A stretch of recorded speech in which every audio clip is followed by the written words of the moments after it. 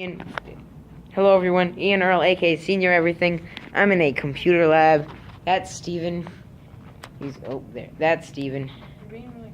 He's doing some shit. Alright, anyway, so guys, today we're going to do what I promised to do Tuesday that I'm doing today, and that is a review of Take This to Your Grave by Fall Out Boy. It's gonna be a little bit quick, but I'm gonna get through everything that I need to do. Remember, we're doing the leading up to their new release. Anyway. Yeah, you like my shirt? Yeah, looks like Taco Bell, not Taco Bell. Anyway, so, when we start off in this album, one of the main negatives that always comes back to bite me whenever I listen to this album, it's almost, I can't get over, is just how whiny his voice sounds on some of the tracks.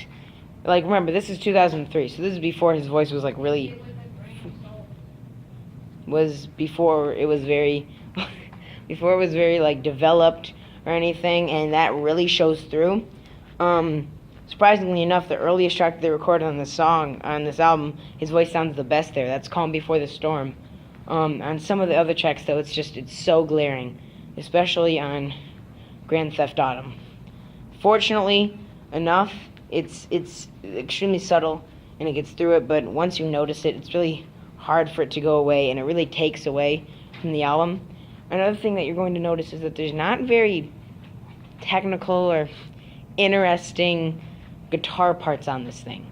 You know, it's all extremely drony, heavy electric guitars in the background, which is fine. There are some finger-picking parts here and there, which I do enjoy, but mainly there's no real technical skill involved in these songs on the guitar, and that's fine.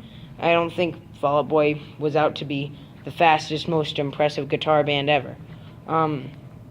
Another thing, one of the pros, though, to notice on this album is, one, how influential it was. Like, this was one of the main albums that, I guess, restarted that emo rock phase.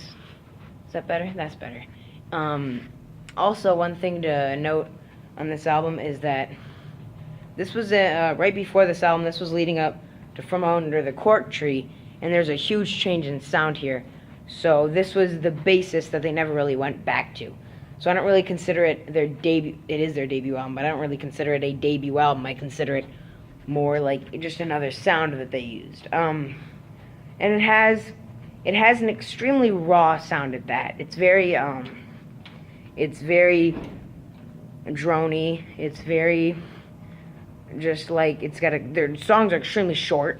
So it's not like a ballad or like a huge sweeping orchestrated deal, which is fine. But one thing that sets this apart from their other ones is that if you were to read these lyrics, or if you were to listen to what the songs actually sound like, it sounds like nothing that the band members were doing before this. I think 3 out of 4 of them came from the Chicago metal scene, I think, and you would never guess that. And Steven's still typing away. Anyway, so the lyrics are extremely poignant, but at the exact same time extremely, like, tongue-in-cheek, I guess, and very, what's the best way to put it, like, snarky, I guess, and that really shows through in the album, and honestly, that's a good thing, because it really takes the edge off what could be extremely cringy and, like, trying to be edgy songs, but they're not even trying to be, they're doing their own thing, you know. You have some moments on the song where it's extremely honest, it's extremely real, but at other moments you have very just snarky and fun moments on this album. And I think that balance with an extremely drony, non-distracting instrumental really adds to this album. Unfortunately, the voice thing and honestly the lack of real effort on this album kind of takes away from it, but I still really like it. I'm going to give this one a 6 out of 10, and I will see you guys in the next video. Bye-bye.